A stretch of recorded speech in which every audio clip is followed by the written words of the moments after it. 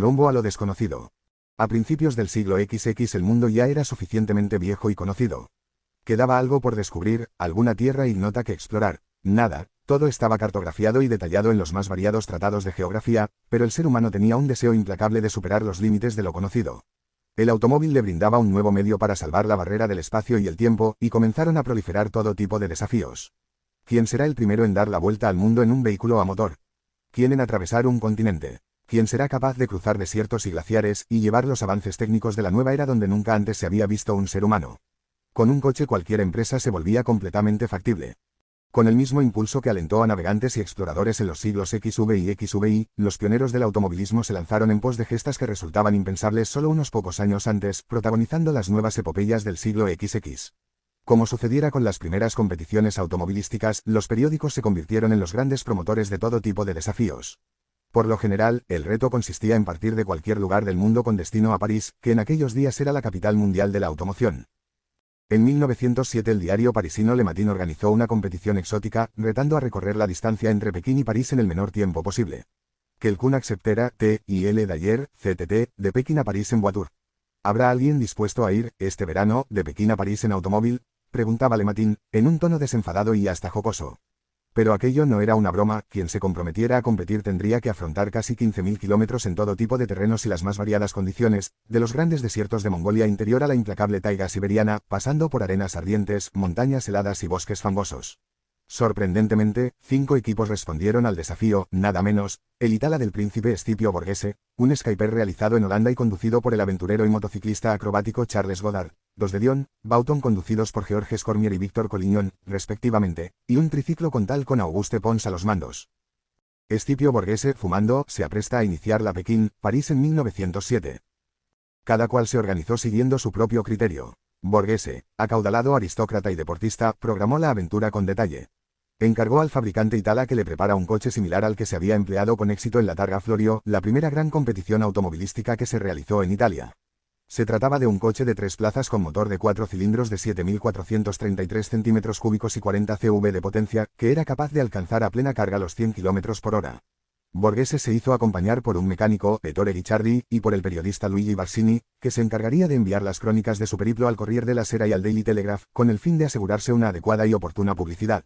Además, Borghese, meticuloso al extremo, no dejó nada al azar, creó una red de suministro a lo largo del recorrido donde poder recibir asistencia en caso de necesidad. Semejante logística le garantizaba que prácticamente nada podría detener su marcha, salvo una verdadera catástrofe.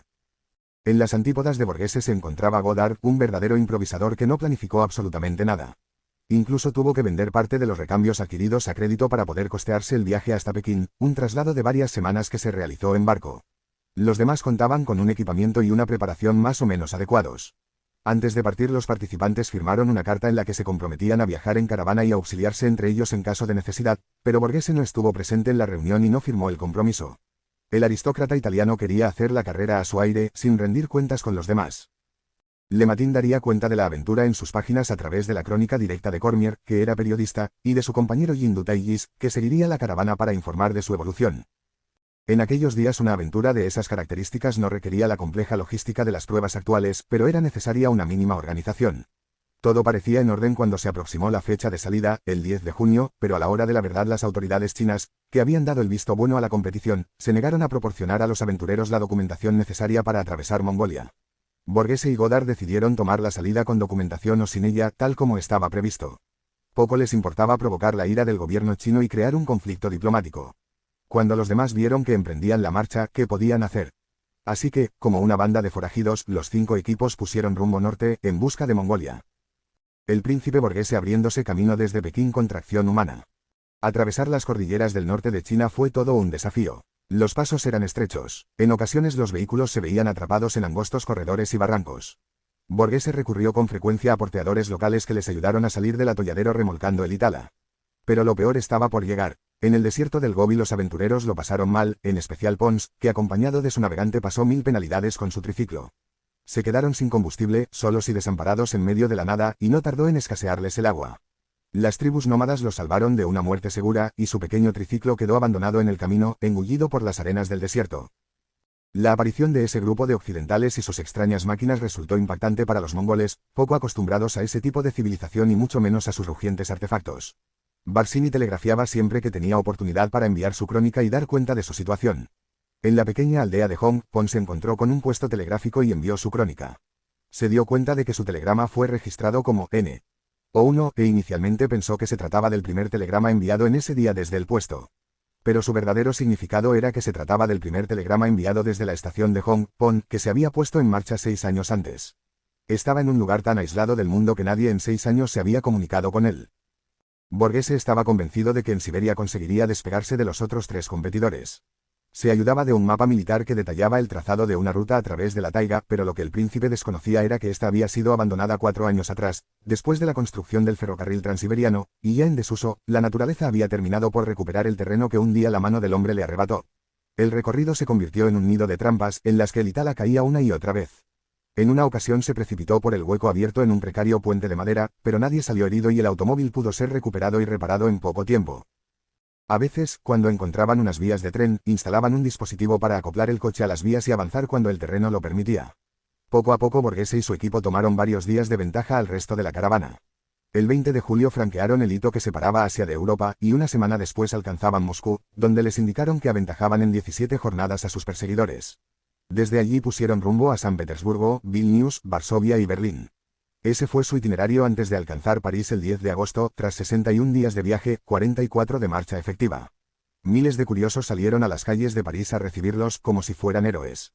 El agente de Itala de París preparó 3 vehículos idénticos al de Borghese a modo de escolta en su recorrido por las calles de la capital francesa. El único premio que se les otorgó fue una botella de champán, estableciéndose así la tradición de celebrar el éxito en una competición automovilística con el espumoso néctar. Borghese completó la prueba a una media efectiva de 15,15 km por hora. 20 días después llegaron Cormier y Collignon, mientras que Godard fue apartado de la conducción en Bélgica, cuando se descubrió que intentaba hacer trampas, tras un recorrido plagado de irregularidades por su parte que culminó en una tremenda discusión por motivos económicos con los representantes de Le Matin. Un empleado de Skyper se hizo cargo del coche y condujo a Godard hasta París, porque para el fabricante holandés era importante certificar la fiabilidad del vehículo completando el recorrido. Cuando el mundo aún no se había recuperado de esta emocionante aventura, se anunció un nuevo desafío para 1908, Nueva York, París, por Alaska y Asia. Se recorría el mundo en dirección oeste, pretendiendo pasar de América a Asia en barco, por el helado estrecho de Bering. Esta vez el medio que impulsó el reto fue nada menos que The New York Times, con la inestimable colaboración de Le Matin, que ya tenía sobrada experiencia en esto de las carreras transcontinentales. La carrera comenzaría en febrero, en pleno invierno, lo que situaba el desafío en unas condiciones extremas a las que hombres y máquinas nunca se habían enfrentado. Una auténtica locura, pero a pesar de ello, 6 equipos procedentes de 4 países aceptaron el desafío, 3 franceses a bordo de un De Dion, Bauton, un Motoblanc y un Saisir, Naudin, el alemán Protos, el italiano Zust, y el estadounidense Thomas Flyer. El reto era mayor y más extremo que la Pekín-París, porque se abordaba una distancia mayor, casi 17.000 kilómetros. El 12 de febrero de 1908 los 6 animosos equipos tomaron la salida desde Times Square, en Nueva York, centro neurálgico de la ciudad para las grandes celebraciones. Puede que este primer tramo pareciera sencillo y accesible, pero atravesar Estados Unidos en pleno invierno en 1908, cuando las carreteras no dejaban de ser caminos con un firme más o menos estable, ya fue de por sí una aventura digna de elogio. Con frecuencia aprovechaban los raíles del tren para avanzar por donde no existían caminos. El barro en Colorado atrapó a los equipos que sufrieron muchas penalidades, pero lograron llegar a San Francisco. El equipo Thomas Flyer fue el primero en alcanzar la costa de California, tras 41 días de viaje. Salida de la Nueva York, París de 1908. Desde allí enlazaron por barco hasta Seattle, donde proseguirían su camino en dirección a Valdez, Alaska, puerto de llegada para atravesar el estado con destino a Nome, desde donde estaba previsto embarcar para cruzar el estrecho de Bering. Pero las condiciones en Alaska fueron tan duras y precarias que tuvieron que darse la vuelta y regresar a Seattle, donde buscaron un barco que les permitiera cruzar el Pacífico. Thomas Flyer y Zust se embarcaron con destino a Yokohama, en Japón, mientras que los alemanes de Protos enlazaron directamente con Vladivostok, en la costa pacífica de Rusia. Los 3 fueron los únicos que alcanzaron el continente asiático, desde donde prosiguieron su aventura. A partir de ese momento realmente comenzaron sus penalidades. Al no haber hecho escala en Japón, Zust aventajaba en unos días a los otros 2 equipos. A las dificultades del viaje se añadía la inestabilidad política en Manchuria y China, en plena crisis de la dinastía Qing, de origen manchú pero despreciada por el resto de la población china. El enfermo emperador Guangxu agotaba sus últimos meses de vida, y el país se llenó de intrigantes y conspiradores, y en medio de ese conflicto un puñado de occidentales en sus aparatos del demonio pretendiendo atravesar el país. Aquellos días de conflicto han quedado maravillosamente reflejados por el realizador Bernardo Bertolucci en su maravillosa película El último emperador, que relata la historia de Puyi, el último emperador de China. El Thomas Flyer que completó la ruta Nueva York-París por Asia. Tras atravesar Manchuria y Mongolia, la carrera alcanzó el lago Baikal, desde donde prácticamente siguió la ruta establecida el año anterior en la Pekín-París, enlazando Irkutsk y OMSK, evocando los pasajes de Miguel Strogoff, hasta alcanzar Moscú. Las praderas embarradas de la taiga siberiana fueron otro terrible tormento, pero los tres competidores siguieron adelante sobreponiéndose a todo tipo de calamidades. En ocasiones los avances diarios apenas llegaban a un puñado de kilómetros, pero con una determinación encomiable siguieron con su objetivo de alcanzar París. Finalmente, el 26 de julio, 165 días después de su salida de Nueva York, Protos alcanzaba la meta de París. Sin embargo, el equipo alemán fue sancionado con 30 días de penalización por no realizar una escala en Japón, como hicieron sus contrincantes. Esta decisión dejaba en el aire la resolución de la carrera. Los informes cablegráficos reportaban que el Thomas Flyer avanzaba ya a buen ritmo por Europa cuando los alemanes ya estaban en París, y así, 4 días después del Protos, el equipo estadounidense alcanzaba la capital francesa el 30 de julio, y se le proclamó ganador, con George Schuster al volante. Pasaron semanas antes de que los italianos del Zust alcanzaran la meta, ya en el mes de septiembre, cuando para la mayoría del mundo la carrera había pasado a la historia. Para ellos no hubo banda de música ni multitudes en las calles. Las aventuras de Citroën. Por lo general los fabricantes eran poco amigos de las grandes epopeyas motorizadas, a menudo de incierto desenlace y con frecuencia de elevado coste. Reportaban una publicidad puntual beneficiosa si la empresa llegaba a buen puerto, pero también generaban una gran cantidad de quebraderos de cabeza. Si alguien estaba dispuesto a emprender una aventura usando uno de sus vehículos, ningún fabricante ponía reparos, pero de ahí a organizar una arriesgada travesía con toda la complicación logística que suponía. Todo cambió con André Citroën. El empresario francés entró en el negocio del automóvil como gerente de la empresa Mors, que levantó de la quiebra gracias a su gran capacidad organizativa. En 1912 visitó la fábrica Ford de Detroit y conoció el sistema de la cadena de producción puesto en marcha por el fabricante norteamericano. Quedó tan impresionado que, tras la Primera Guerra Mundial, no dudó en aplicarlo para su nueva compañía. Durante la guerra es movilizado, pero es capaz de ofrecer al alto mando francés un plan de reorganización de la producción militar para incrementar la fabricación de obuses y munición, de los que el ejército francés sufría mucha carencia. Aplicando el sistema de producción de Ford alcanza una eficacia nunca vista, y el gobierno galo termina encargándole la reorganización del abastecimiento de la industria de armamento y el servicio postal militar. Terminada la guerra, en 1919 Citroën reconvertirá su empresa de armamento en una industria automovilística en solo 4 meses, absorbiendo a sus antiguos patronos de Mors. Así nació la marca Citroën, que desarrolló en 1920 el primer coche europeo de producción en serie, el modelo Type A, del que llegó a producir 20.000 unidades al año, más de lo que eran capaces de realizar Renault y Peugeot juntos. Citroën no dudará en apoyar grandes proyectos como elemento publicitario y comercial que aunarán el espíritu de la exploración y la promoción de los avances técnicos de su marca. En un plan meticulosamente planificado, Citroën pone en marcha en 1921 el proyecto del prototipo B2, un vehículo mixto dotado de cadenas elásticas de caucho, orugas, en el eje de tracción, siguiendo la patente desarrollada por el ingeniero Adolphe Kegresse, que fue el antiguo director técnico de los garajes del zar Nicolás II. Este sistema fue ideado para permitir el desplazamiento por la nieve y los terrenos de firme inestable y deslizante. Con la Revolución Rusa, Kegresse, de origen francés, se refugió en Finlandia antes de poder regresar a Francia. Un amigo común le puso en contacto con Jacques Istin, socio de Citroën, para quien transformó una pequeña serie de vehículos. Istin le pidió que hiciera una demostración a Citroën y el avispado empresario vio en este vehículo una oportunidad. Compró la patente y creó la sociedad Citroën Kegresse-Istin. Kegresse construyó en 1920 varios vehículos para Citroën basados en los trabajos realizados en Rusia, que sirvieron de base para crear el B2, el primer vehículo oruga mixto de Citroën. Este se propuso mostrar las cualidades de su producto acometiendo toda una aventura, la primera travesía del desierto del Sáhara.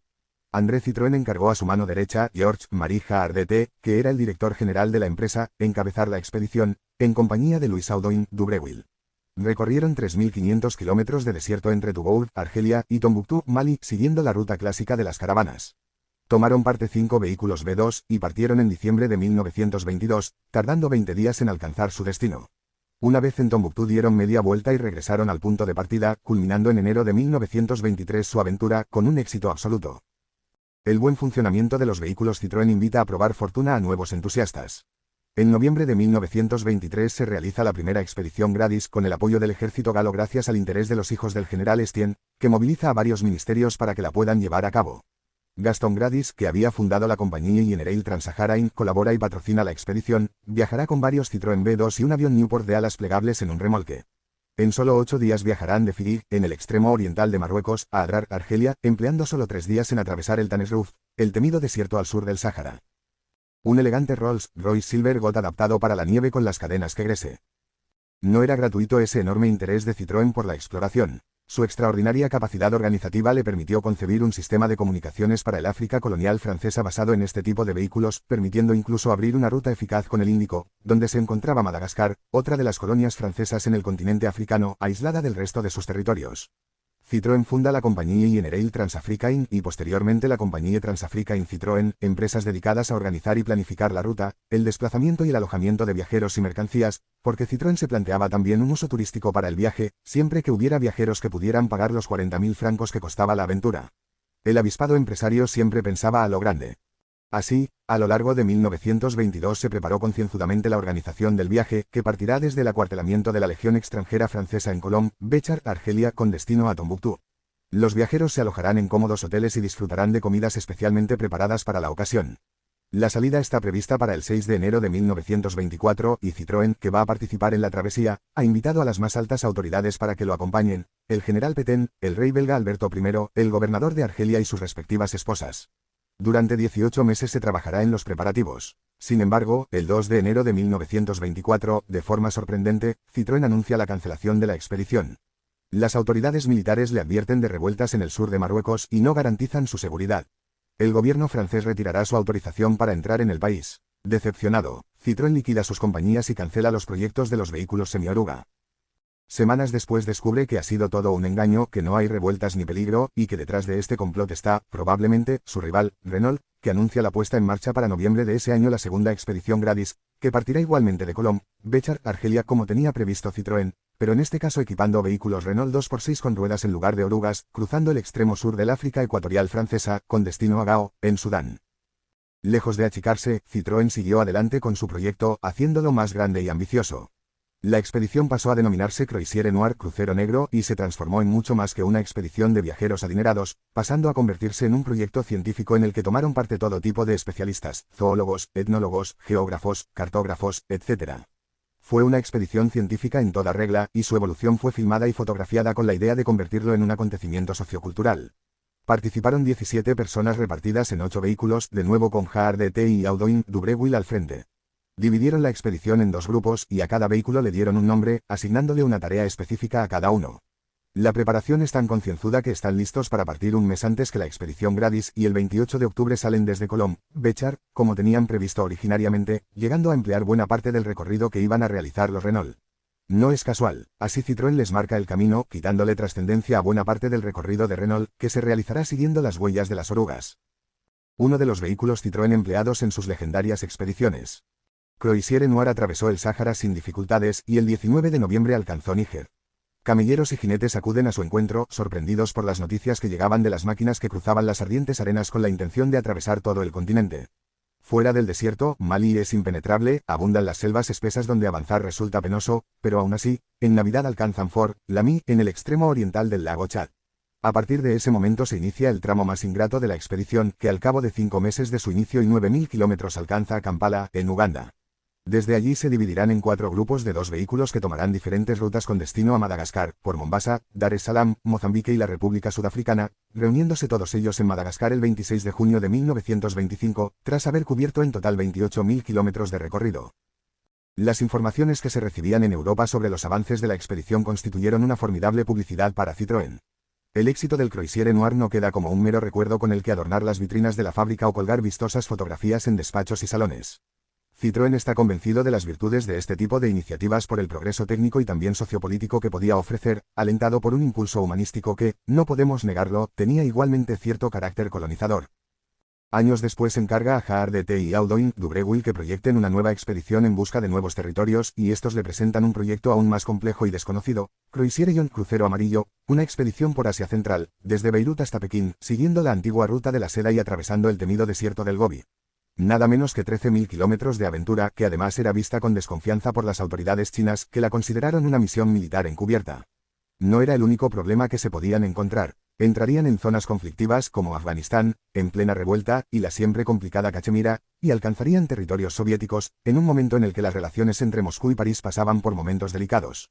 Y si esto no era suficiente, los pasos montañosos en las estribaciones del Himalaya les obligarían a superar los 4.000 metros de altitud en algunos lugares. HARDT llevaba desde 1928 planificando la ruta. Cuenta con el apoyo de los gobiernos de Francia y Reino Unido y con la asistencia de la National Geographic Society. Tomarían parte 7 vehículos sensiblemente mejorados respecto a los empleados en África, con motores de 4 y 6 cilindros, más potentes y capaces que los del Croisière Noir. El 14 de abril de 1931 la expedición salió de Beirut en dirección a Damasco, Bagdad y Teherán, a donde llegan el 28 de abril. La travesía de Afganistán será penosa y complicada y llena de desagradables sorpresas, como el cierre del paso de Wakir, donde han almacenado 50 toneladas de combustible y material para la segunda parte del viaje. El 9 de junio llegaron a Kabul, la capital afgana. Dejar atrás las grandes llanuras y alcanzar la India, bajo dominio británico, supone descubrir algunas comodidades, como tramos de carretera asfaltados y destacamentos coloniales británicos que les hacían más fácil la estancia en la zona de Cachemira. Aquello marcó un breve pequeño momento de relax antes de enfrentarse al desafío del Himalaya. Impresionante itinerario de la expedición Citroën al Asia Central. El paso de Bursil, a 4.132 metros de altitud, es un reto descomunal.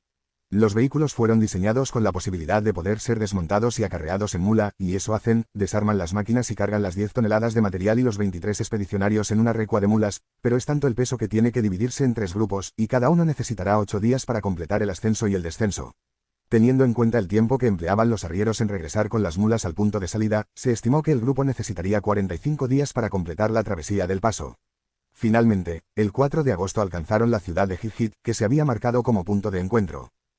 Las penalidades no terminaron ni siquiera cuando completaron el montaje de los vehículos para que volvieran a ser operativos. Desde China había partido otro grupo expedicionario a su encuentro para proveerles de material y suministros, pero fue secuestrado por un señor de la guerra, el mariscal Qin Su Gen, con el que HARDT negocia la liberación de sus compañeros. Se le ofrecen 3 vehículos como rescate. Desde Francia, Citroën se compromete a enviarlos, pero la negociación se alargará meses. La situación provocará retrasos en el plan de la ruta, haciendo que el invierno se les eche encima en la inhóspita travesía de la meseta de Mongolia y el desierto del Gobi, a donde llegan en noviembre de 1931, sufriendo temperaturas de más de 30 grados bajo cero. Dedican buena parte del tiempo a preparar su equipo y los vehículos para ese clima tan extremo. Cuando van a cenar, la sopa se les congela en los platos y tienen que echar agua hirviendo en los radiadores de los vehículos para que los motores cojan temperatura, y aún así su funcionamiento es irregular. El 12 de febrero de 1932, 10 meses después de su salida de Beirut, alcanzan Pekín. El invierno chino ha sido durísimo. Viajan hasta Shanghái con la intención de seguir avanzando por el sudeste asiático con destino a Hanoi y Hong Kong, y desde allí plantearse el regreso a Beirut por India. Pero el 3 de marzo, HARDT empieza a sentirse mal. Sus problemas bronquiales y la travesía invernal complican lo que aparentemente es un simple resfriado. Le recomiendan reposo, pero siguen adelante. Llegan a Hong Kong el 12 de marzo y examinado por el médico del gobernador de la colonia, este diagnostica una neumonía a HARDT, que fallecerá 3 días después. Citroën recibe un telegrama desgarrador y queda desconsolado. Llevaba 20 años trabajando estrechamente con HARDT, que se había convertido en un fiel amigo. Se podía pensar que con la muerte de HARDT morían las expediciones de los vehículos Citroën. El mundo se maravilló con ambas aventuras, pero el ingenio de HARDT ya no está presente. No obstante, André Citroën sigue abierto a cualquier iniciativa. En 1933 se debate la orientación que debe darse a la película sobre el Croisière Lion, con una encendida disputa entre André Saubas, su realizador, y el historiógrafo Georges Lefebvre, que no comparte su visión. A Citroën tampoco le gusta, termina adquiriendo los derechos de la película, despide a Saubas y encarga el trabajo a Léon Poirier, responsable de la filmación en el Croisière Noir, a pesar de no haber participado en la expedición por Asia. A la misión Citroën en Asia se la denominó Crucero Amarillo. En paralelo a esa situación, Charles Bedaux, que había formado parte en las anteriores expediciones de Citroën, le propone organizar una tercera ruta abriéndose camino hasta Alaska, en lo que pasó a denominarse Croisière Blanche, Crucero Blanco. En este caso el resultado fue un fracaso. Todo coincide con un momento crítico para la empresa, que acumula deudas y pérdidas. Pero Citroën autoriza la expedición, que parte en julio de 1934 desde Edmonton, en Canadá. Toman parte 5 vehículos, pero enseguida quedan diezmados. Las lluvias torrenciales inundan los cauces de los ríos y 3 vehículos son arrastrados por las corrientes. Los corrimientos de tierra y los lodazales frenan el avance de los otros 2, que terminan siendo abandonados. Los expedicionarios regresan a caballo y en tren hasta Edmonton, donde llegan en octubre, 3 meses después de iniciar su aventura. El Croisière Blanche queda marcado como una mancha en la historia de la compañía. A André Citroën poco le importa ya. Agotado en sus negociaciones con sindicatos y trabajadores, cansado de renegociar su deuda sin éxito con el Banque de France, la empresa es puesta en liquidación en diciembre de 1934. André está gravemente enfermo y en enero de 1935 vende sus acciones a Michelin, abandonando el consejo de administración. En febrero es hospitalizado, le operan de un cáncer de estómago en mayo y fallece 2 meses después. Citroën pasará a ser propiedad de Michelin hasta 1976.